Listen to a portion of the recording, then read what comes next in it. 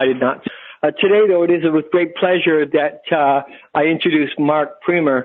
Mark, I've known for many years now, and of course, Mark is a graduate of U of T medical faculty, decided not to become a medical doctor, but rather become a scientific researcher. And not just a researcher, but a product formulator, fell in love with plants and plant extracts, and has worked tirelessly over the years to serve the network marketing industry, really more in a regulatory capacity, helping companies get their products approved by Health Canada, understanding the necessity there. He's a quality assurance manager, so he understands how to analyze products and see what works for people. He's also served the network marketing community the last 35 years logistically by shipping for many companies. If we were to name them over the years, it would be far too expensive. We don't have the time for it, but he's served many, many companies. And Mark has dedicated himself to really the Lyra formulation, this co-extraction technology, these adaptogenic herbs. And we're so excited that he has decided to release this product to the public. And of course, as you know, we're coming out with Lyra and Lyra Plus, which is our Lyra Plus CBD product. So I'm delighted to have Mark here. So, Greg, okay, I'm going to go ahead and turn the call over to you. I know we got some questions for Mark. I promised Mark we'd be about 30 minutes, so I'm going to turn it over to you to help us stay in alignment here with that time. Gregory, so over to you. Awesome. Thanks very much, and thank you, Mark, for taking this time out of your busy schedule to be with us. So thanks, Mark. And, you know, James put together kind of a really nice agenda. James had suggested maybe just a brief introduction history, which Rob kind of did, but, you know, then discussing a little bit of the history of Lyra and how it got to where it is, going from the original 5 herbs and the Brekhman formula and to the Lyra formula, which it is now, might be a starter. And then, you know, there was some interest in talking about the evolution of Canadian law and, you know, the herbal monograph of cannabis and how things are changing in Canada as they are also changing here in the United States, as you probably are well aware of. Certainly. As Rob suggested, my interest has always been in the healthful benefits of botanical extracts. And because of this, I've been involved with technology through the years. So it's not only product formulation, it is also the development of unique and very proprietary technology to bring out the best these plants have to offer. Historically, I think you know what had happened in the Soviet Union, how Brekhman came to be the assistant of Nikolai Lazarev, how the mysterious sunrise of global trading became involved. That's a gentleman named Mike Dowling, who was sent by the Feather family to visit Dr. Brekhman. They became very good friends. When Dowling returned to America with his story, he quickly contacted me. We've known each other a long time, and he put me, in effect, next in the line of succession. So it goes from Nikolai Lazarev through Israel Brekhman, through Michael Dowling, and now on to me. I'm the one that's been paying for the clinical trials for the last 15 years and have helped support our facility in Russia. And with that, the formulation has evolved. Now, as you suggest, the original Brekhman formula was 7 herbs, actually. And one of those was the herb. He included molasses. Israel truly believed that molasses is an adaptogen. But through the years, we have refined the formulation to be what it is now. There is no reason to say that this is also permanent. If we come across something that improves the blend, then certainly we will consider it. But currently, we're working with 2 categories of herbs. We have adaptogens and we have powerful antioxidants. The clinical trials we have done have proven a number of points. We have shown that the Lyra blend modulates the body's production of cortisol, which is the body's stress hormone, have proven that the Lyra blend induces the synthesis of glutathione in the body, and glutathione is the body's primary antioxidant. We have proven Lyra induces the synthesis of heat shock proteins, which are chaperone molecules that help restore damaged proteins to their original shape and therefore their original function. So the research is always ongoing. And we have, as you've seen, become involved with cannabinoids, mostly because the people around me have suggested the validity of, including cannabinoids in some of our products. I want to make it clear that we are not a cannabis company specifically. What we have planned includes myriad products. We already have 15 licenses in Canada for products starting with the basic Lyra blend itself, but then adding specific other ingredients for various functions. We have a cardiac formula. We have many such formulas. My original research, and I am still an ongoing scientist, my commitments to research are intense.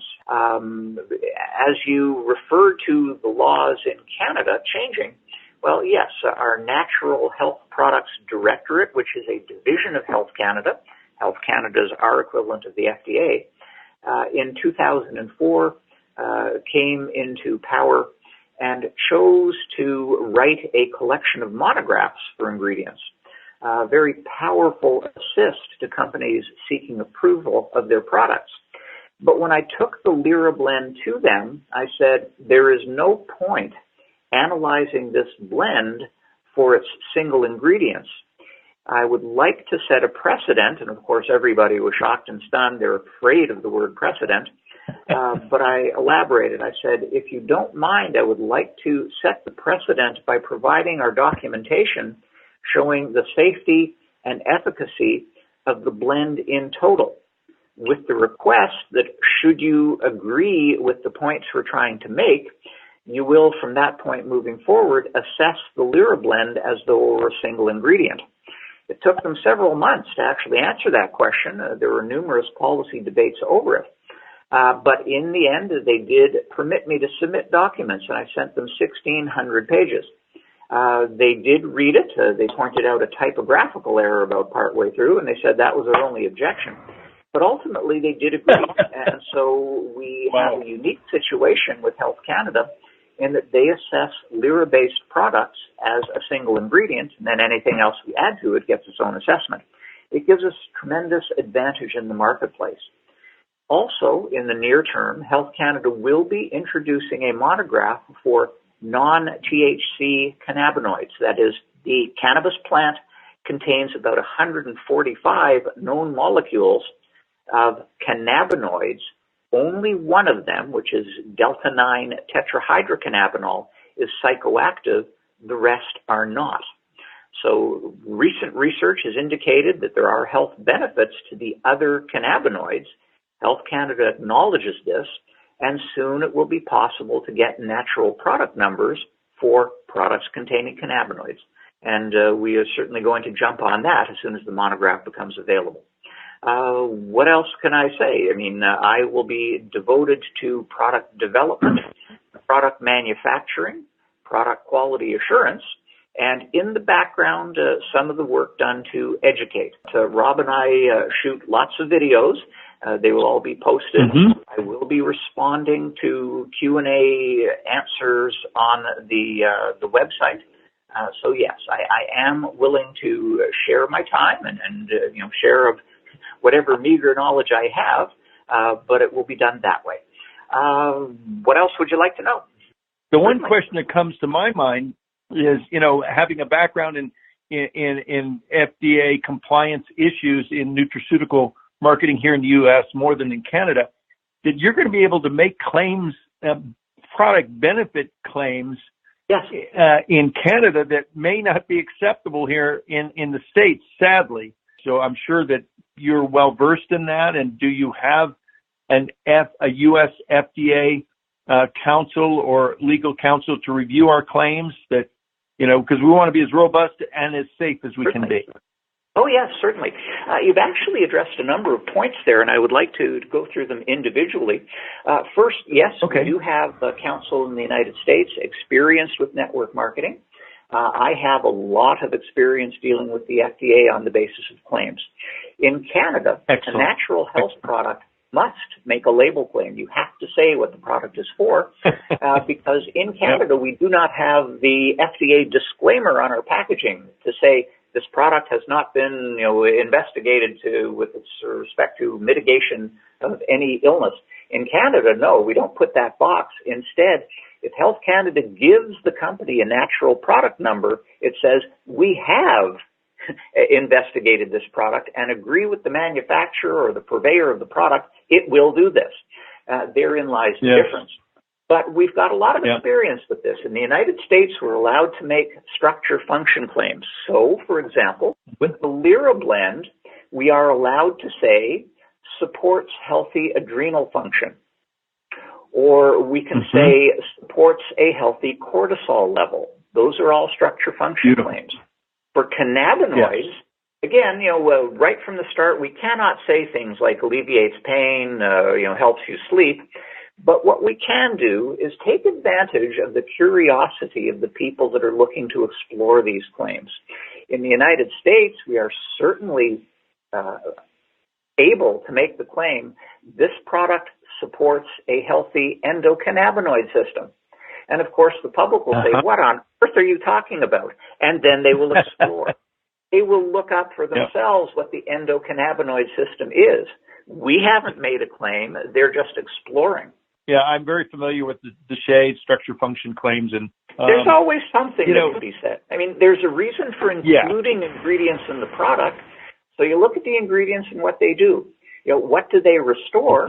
Oh, okay, you make the term, it will support that, whatever it is.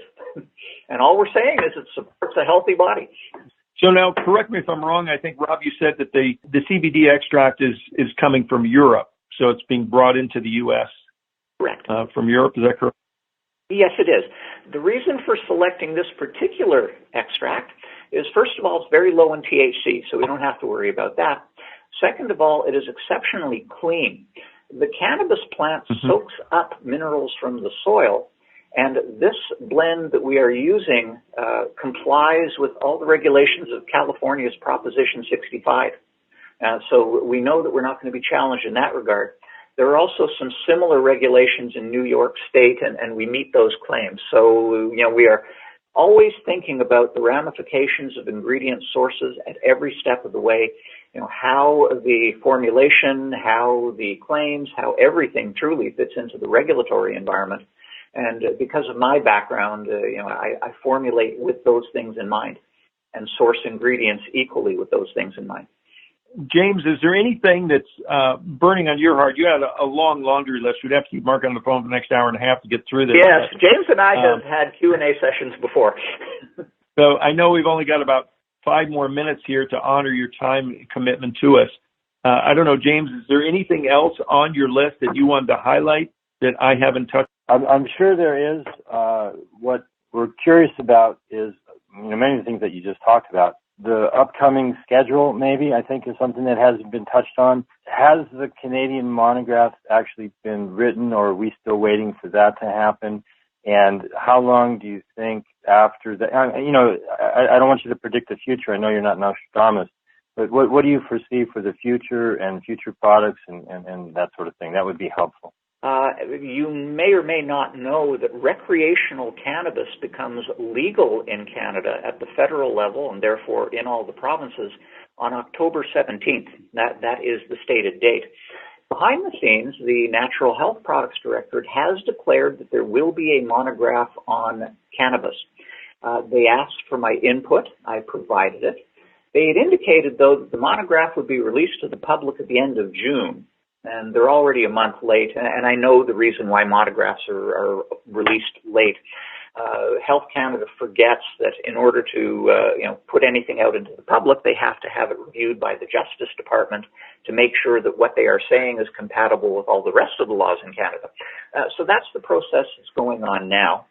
I know that the monograph will stack up against isolated cannabinoids. So if you talk about cannabidiol, which most people use as a synonym for every cannabinoid other than THC, they're saying that if your product is an isolate of just cannabidiol, it will be on the prescription list. And everybody panicked, of course. They forgot to read the next line. which really just says if you're working with a plant extract, it's not an isolate, then you're fine. But from the chemistry standpoint, you'll see that apart from THC, with the remaining 144 known cannabinoids, cannabidiol makes up between 85 and 90% of what remains for the total of those 145. There are very noticeable effects attributed to some of the minor cannabinoids like cannabichromine, cannabigerol, cannabinol, you name it. There are hundreds of them, but they are present only in very minute concentrations, and that suits us very well. If we are specializing in phytopharmaceuticals, then our approach is to take full spectrum of everything. That's what we do with the Lyra blend, and that's what we will be doing with the cannabinoids as well. And, as the regulations become clear, we will certainly adjust our approach to suit the regulations. We want to be compliant everywhere. Overjoyed to hear, and correct me if the language is wrong, but we're talking about a full-bodied, full-spectrum extract with a full complement of cannabinoids and terpenes and aromatic compounds. It's a whole plant. It's a full-bodied. It's not an isolate. It's a wonderful. Correct. Okay, that's just wonderful. Appreciate that. Yeah, and decarboxylated at that. I'm not sure if everybody understands the implications. In the plant itself, THC and cannabidiol are in a form that is called a carboxylic acid, and are in fact metabolically inactive in humans. In order for them to be active, we have to remove those carboxyl groups, but our processing of the cannabis plant does that. So by the time they are delivered in this product, they are actually metabolically active in people. Mark, maybe you can just mention, we had a question come in about, is this water soluble, this CBD that we're using? Could you address that point in the Lyra? Okay.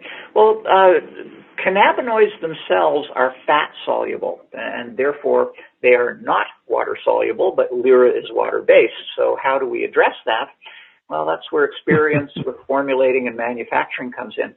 One of the ingredients in the product is glycerol from a vegetable source, and glycerol is a wonderful ingredient. It's quickly becoming one of my favorites. It will certainly dissolve the cannabinoids, and then in turn dissolves in the water. So our way of making this a one-phase uniform product is to first dissolve the cannabinoids in glycerol, or glycerin. They are the same thing. Glycerol and glycerin are just two names for the same molecule. And then add that to the water-based Lyra blend, and that's what makes it all compatible. The body prefers to receive cannabinoids in lipid form. It wants to co-digest with fat, and that's why the product should be consumed with the meal. Mark, if I may, that is exactly what I thought and hoped you were going to say.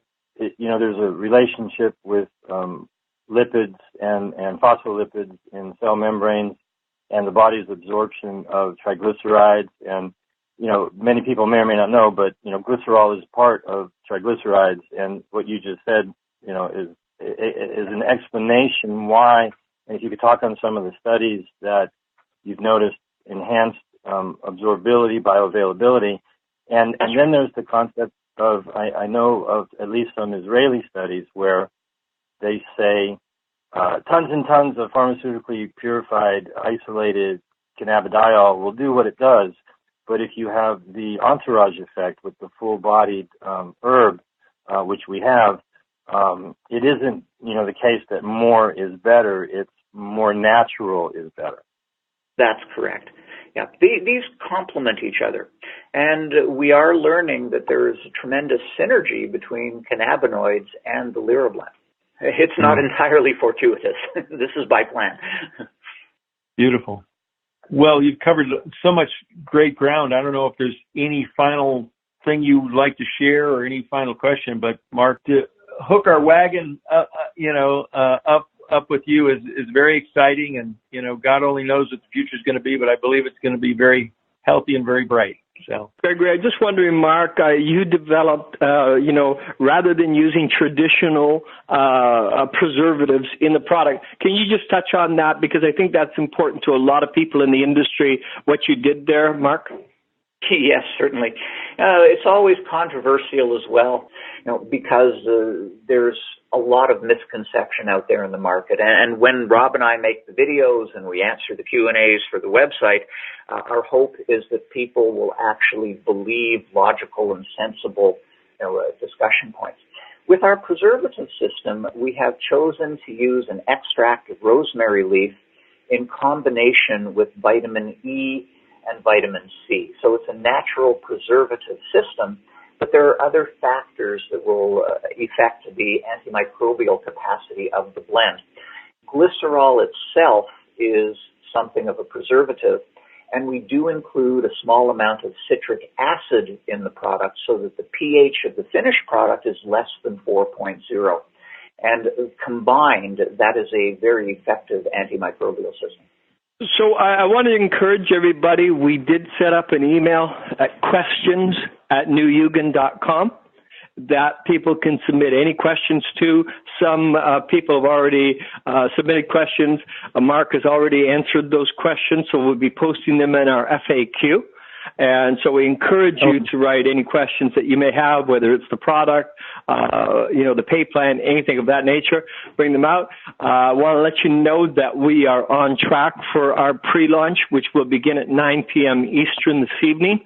So thank you for your patience with that.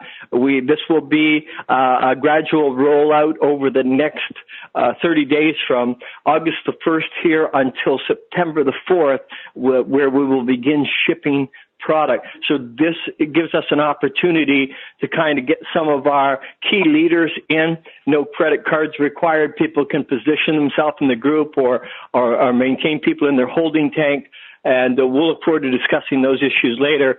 But big shout out to Mark. Thanks, Mark, for taking the time today. Gregory, thanks for doing the interview. James, thanks for all the questions. And looking forward to building something that makes a lasting impact on the planet. So thank you very much, everybody. Have yourself a great day.